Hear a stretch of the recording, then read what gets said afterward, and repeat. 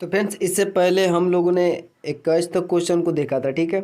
तो अभी हम लोग यहाँ पे देखेंगे 22 नंबर क्वेश्चन को। ये डीएलएड के लिए काफ़ी इंपॉर्टेंट है, जैसे कि फर्स्ट चैप्टर है संख्या पद्धति, ठीक है, यानी कि नंबर सिस्टम। तो यहाँ पे हम लोग क्वेश्चन को सोल्व कर रहे हैं। आप यहाँ पे देखें कि कितना क्वेश्चन ईजी है, कितना आता है और कितना नहीं आता, ठीक है। चलिए 22 नंबर क्वेश्चन में बोल रहा है 1 से 10 के बीच सबसे छोटी एवं सबसे बड़ी अभाज्य संख्याएं होगी। तो 1 से 10 के बीच में, ठीक है, तो 1 से 10 के बीच में एक होता है 2, 3, 5 और 7 होता है, ठीक है। यह अभाज्य संख्या होती है। तो सबसे छोटी एवं सबसे बड़ा, सबसे छोटा 2 होगा और सबसे बड़ा 7 होगा, ठीक है। तो 2 और 7 होगा, तो ऑप्शन नंबर डी में दिख रहा है, तो ऑप्शन नंबर डी होगा। अब 23 नंबर क्वेश्चन में 8/3 का संयोजी विलोम क्या होगा। तो देखिए 8/3 है, इसका संयोजी विलोम मतलब इसको सिर्फ माइनस में कर देना, 8/3 हो जाएगा, ठीक है। तो -8/3, तो ये हमारा डी होगा संयोजी विलोम, ठीक है। तो ये इजी क्वेश्चन है ये सब। अब यहाँ पे 24 नंबर क्वेश्चन बोल रहा है सबसे छोटी अभाज्य संख्या कौन है। तो अभी बताया सबसे छोटी अभाज्य संख्या 2 से स्टार्ट होता है, तो 2 हुआ, ठीक है। तो ये ऑप्शन नंबर सी होगा। यहाँ पे बोल रहा है 25 नंबर क्वेश्चन में कि 0, 3, 4, 7, 9 और 5 से बनने वाली बड़ी तथा छोटी संख्या का अंतर क्या होगा। तो देखिए जब बड़ा संख्या लिखना होगा आपको, तो बड़ा से शुरुआत करना होगा इसमें से, ठीक है। तो इससे संख्या बनाना है सबसे बड़ी और सबसे छोटी। तो सब देखिए यहाँ पे सबसे बड़ी संख्या बनाना हो तो सबसे बड़ा से स्टार्ट करेंगे, और सबसे बड़ा यहाँ पे 9 दिख रहा है, तो 9 होगा। उसके बाद 7 दिख रहा है बड़ा, उसके बाद 5 दिख रहा है, उसके बाद 4 दिख रहा है, उसके बाद 3, उसके बाद 0। तो ये सबसे बड़ी संख्या बना, ठीक है। और सबसे छोटी संख्या अगर बनाना है तो यहाँ पर देख लीजिए,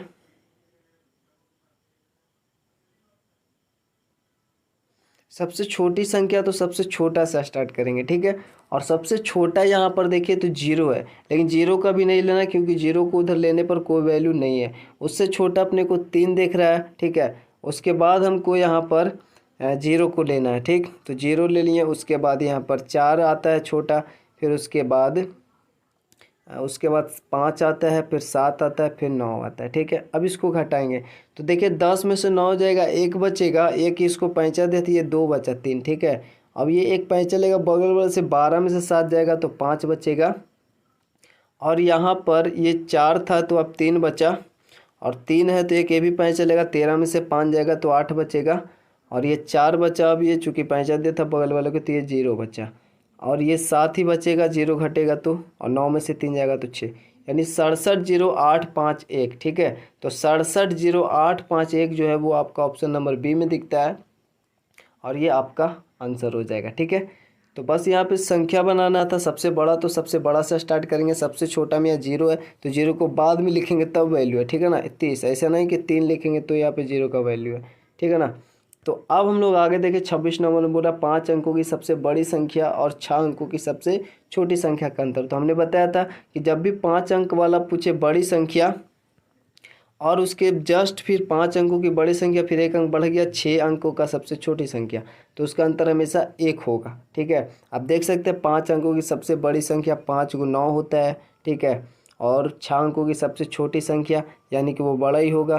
तो यहाँ पर देखिए 6 अंकों की सबसे छोटी संख्या, यानी इसको अगर देखें तो 1 लाख है, और इसको देखें तो ये काएँ दहाएँ सैकड़ा हज़ार 10,000, यानी 99,999। तो 10 लाख में 1 लाख में ये हमारा ऊपर में 1 लाख है, काएँ दाएँ सैकड़ा हज़ार 10,000 लाख है, ठीक है। 1 लाख है और 99,999, यानी 100,000 होने में सिर्फ 1 बच रहा है, ठीक है। मतलब घटाएंगे तो 1 बचेगा, ठीक।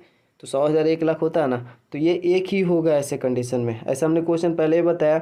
27 नंबर क्वेश्चन है प्रथम 10 सम संख्याओं का योग क्या होगा।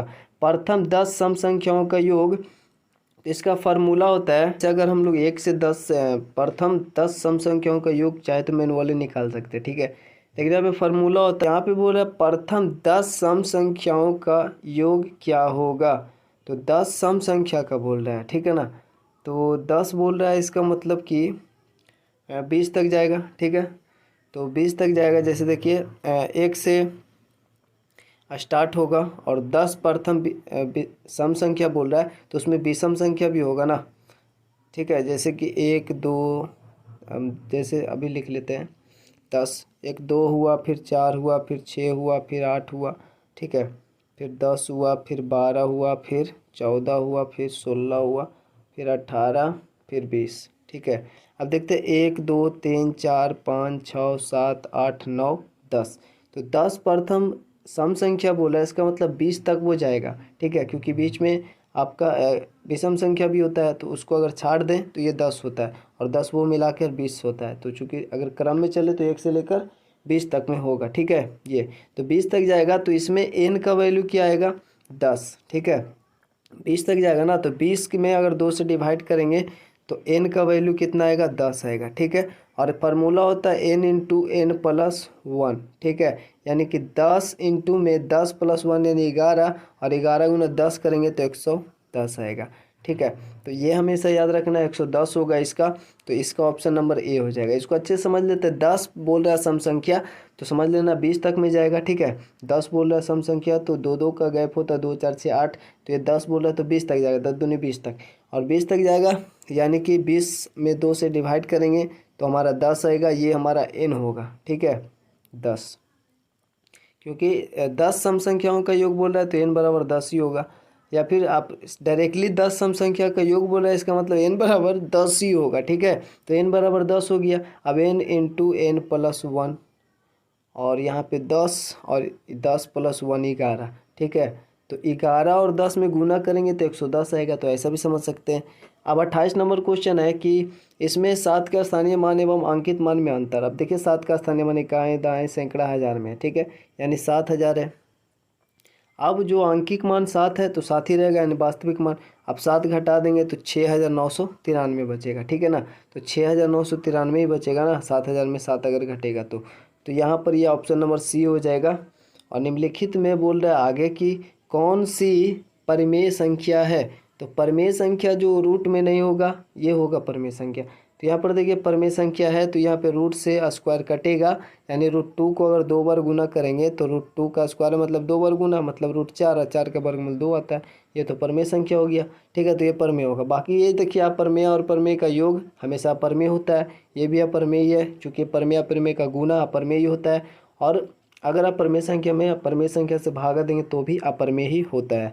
तो इसका ऑप्शन नंबर ये ए हो जाएगा। और 30 नंबर क्वेश्चन है, परिमेय संख्या इतना 18/5 है माइनस में कौन से दो क्रमगत पूर्णांकों के बीच आती है। तो इसमें हम लोग क्या करना, माइनस में दिया हुआ ना, तो 18 में से अगर 18/5 है तो इसको अगर भागा देंगे 5 में 18 से, तो पंक्तियाँ 15 3 बार में ही लगेगा ना। इसका मतलब ये हुआ पंक्तियाँ 15, 3 बचा, और पॉइंट देंगे और तो 0 आएगा, और 5 छक्का 30, यानी 3.6 आएगा, यानी 3 से ज़्यादा और 4 से कम। चूँकि ये माइनस में है तो ये भी माइनस में ही रहेगा, 3 से ज़्यादा और 4 से कम। तो 3 से ज़्यादा होगा, -3 और 4 के बीच में होगा माइनस वाला। ठीक है, तो ये हमारा बी हो जाएगा। अब बोल रहे हैं आगे कि हर अभाज्य संख्या 2 और 5 को छोड़कर के इकाई का अंक अनिवार्यता होना चाहिए। तो क्या होना चाहिए जो बताना है। ठीक है, हर जो होना चाहिए अभाज्य संख्या का 2 5 को छोड़कर इकाई का अंक अनिवार्यता होना चाहिए। तो यहाँ पर देखिए, तो इसको आप एग्जाम्पल से भी समझ सकते हैं कि 2 और 5 को अगर छोड़ दें तो जैसे 11 भी तो है ना अभाज्य संख्या, तो 11 में इकाई का स्थान पे 1 है। उसके बाद 13 भी तो अभाज्य संख्या है, तो इकाई का स्थान पे 3 है। उसके बाद अगर हम लोग आगे बढ़े तो 5 वाला इकाई स्थान पे नहीं होता, 15 25 जो भी हो 5 वाला नहीं होगा। 3 के बाद 7 भी होता है, 17 हो तो इकाई स्थान पे 7 है।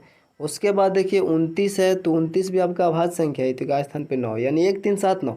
ठीक है, अब इसमें देखिए 7 9 ये भी होगा, 7 9 भी है, लेकिन 1 7 भी है, ये भी होगा, लेकिन इसमें 5 ये नहीं होगा। लेकिन यहाँ पे बोल रहा है कि अनिवार्यता होना है इकाई का स्थान पे, 1 3 7 9 ये सभी होगा, तो ये ऑप्शन नंबर बी हो जाएगा। ठीक है, अब यहाँ पे रोमन संख्या में दिया हुआ है, इसका समतुल्य लिखना है। भी पर इस प्रकार से रेकरिंग है, भी का मतलब 5 होता है, रेकरिंग का मतलब 5000 हो गया। ठीक है, ये 5000 हुआ। ठीक है, अब यहाँ पे डी है, डी का मतलब होता है आपका, ये सी का मतलब 100 होता है, डी का मतलब 500, और 500 की इधर में डी सी लिखा हुआ है, इसलिए जोड़ेगा तो 5 1 600। ठीक है, डी और सी मिलकर 600 होगा। अगर रोमन वाले आपको पता नहीं है तो ये 5 क्लास में भी पढ़ना है तो आप पढ़ ले। ठीक है, तो ये 600 प्लस में आ गया। ठीक है, उसके बाद ये एक्स का मतलब 10 होता है, और ये 4 है, इस साइड में है इसलिए जुटेगा ना, तो 10 4 14 होता है। तो इस प्रकार से यानी 5614 होगा। ठीक है, तो 5614 ये ऑप्शन नंबर सी है, तो ये वाला होगा। अब बोल रहा है कि n का न्यूनतम मान जिसके लिए 2n+1 एक ऋण संख्या नहीं है होगा। n का न्यूनतम मान, ठीक है। अब n का इनमें से कौन सा न्यूनतम मान होगा जिसके ऋण संख्या नहीं होगा, ठीक है। ऋण संख्या नहीं मतलब अभाज्य संख्या नहीं होनी चाहिए। अब इसमें अगर हम लोग 3 लेंगे, 3 दूनी 6 एक 7 है, यह अभाज्य संख्या, लेकिन बोला अभाज्य संख्या नहीं होनी चाहिए क्योंकि 2n+1 है। अगर इसमें ऑप्शन के अकॉर्डिंग देखें 3 रखते हैं तो ये 3 दूनी 6 और एक 7 हो जाता है ना। 4 रखते हैं तो 4 दूनी 8 है, एक 9 हो जाएगा, ठीक है। यहाँ पे 4 रखेंगे तो उसी प्रकार से 5 रखेंगे तो 5 दूनी 10 और एक 11 हो जाएगा, तो ये भी अभाज्य संख्या है, ठीक है। और तो इस प्रकार से इक्कीस देखते हैं तो अभाज्य संख्या नहीं होता है। यहाँ पे अगर हम लोग 4 5 रखते हैं, 5 10 11, 4 दूनी 8 एक 9, 4 रखते हैं तो 4 दूनी 8 है, एक 9 हो जाएगा ना। 2n है तो n के जगह पे 4 दूनी 8 एक 9, 9 अभाज्य संख्या नहीं है, लेकिन न्यूनतम संख्या बोल रहा है तो न्यूनतम संख्या 0 हो जाएगा, क्योंकि अगर 0 में इसमें गुना करेंगे 2n, n के जगह पे 0 रखेंगे +1 तो ये 0 हो जाएगा ना, सिर्फ एक बचेगा और एक भी अभाज्य संख्या नहीं है, तो इसका न्यूनतम मान जो होगा वो d हो जाएगा 0, ठीक है। 34 नंबर क्वेश्चन है कि यदि x एक सम संख्या हो तो n एक धनात्मक पूर्णांक हो तो x के पावर 4n में सदैव इकाई स्थान पर शून्य होगा, या फिर इसका हम लोग देख लेते हैं। पहले तो देखिए इकाई स्थान पे क्या होगा ये बताना है। तो x एक सम संख्या होगा, ठीक है। x के जगह पे हम लोग कोई सम संख्या रखेंगे, जैसे नीचे x के पावर में 4 और ऊपर में n है, ठीक है। तो x के जगह पे हमने रखा कोई भी सम संख्या 4, ठीक है, और ऊपर में 4n, n एक धनात्मक पूर्णांक है, ठीक है। धनात्मक पूर्णांक का मतलब कोई भी पूर्णांक ले सकते 1 2 3, लेकिन प्लस में, ठीक है। तो ऊपर में पावर में 4 है ना। हम लोग सम यहाँ पे 2 ही लेते हैं, ठीक है, 2 लेते हैं, चूँकि देखिए सम में 2 लेते हैं, पावर में 4 है और सबसे पहले 1 ही लेते हैं, ठीक है ना, पूर्णांक में। तो यहाँ पर इसको तोड़ेंगे, 4 बार गुना 2 दूनी 4 दूनी 8 दूनी 16 आएगा, ठीक है, चूँकि 4 गुना 1 तो 4 ही रहेगा ना। इसका 16 आया, इसका एक स्थान पे कितना आया 6 आया, ठीक है। तो ऐसा हम लोग और भी एग्जाम्पल लेंगे तो 6 ही आएगा ज़्यादातर, ठीक है, आपको 6 ही आएगा। 2 के पावर या फिर यहाँ पे 4 कर लें, 4 के पावर 4 और गुना में 1 या 2 कुछ भी ले लें, अभी 1 ही लेते हैं कैलकुलेशन के लिए। अब 4 गुना 1 4 ऊपर, यानी 4 को 4 बार गुना करेंगे इस प्रकार से, ठीक है। तो देखिए 4 चौ 16, इसका इकाई स्थान पे 6 आया। अब 6 चौ 24 के 4 इकाई स्थान पे 4 आया ना, 24 आया तो, और 24 4 आया इकाई स्थान पे, अब फिर 4 से गुना करेंगे तो 4 चौ 16, यानी इकाई स्थान पे, खाली इकाई स्थान पे ध्यान देंगे क्योंकि इकाई स्थान पूछ रहा है, तो 16 ही आता है, यानी 6 ही आता है, ठीक है। तो इसका देखिए ऑप्शन क्या होगा, इसमें ए में बोला कि इकाई के स्थान पर 0 होगा। और चलिए आगे देख लेते हैं।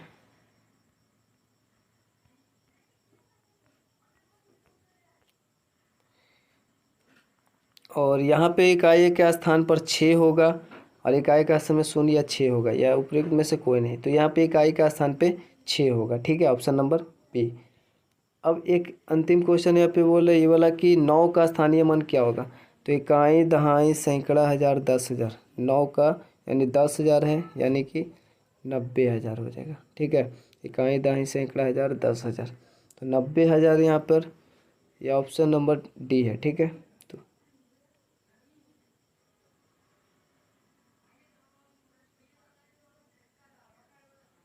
ठीक है, तो बस यहाँ पे 35 नंबर क्वेश्चन था नंबर सिस्टम से रिलेटेड। और आई होप ये वीडियो आपको अच्छा लगे तो लाइक कमेंट शेयर जरूर से कर दीजिएगा। मिलता है आपसे नेक्स्ट वीडियो, तब तक के लिए जय हिंद, जय भारत।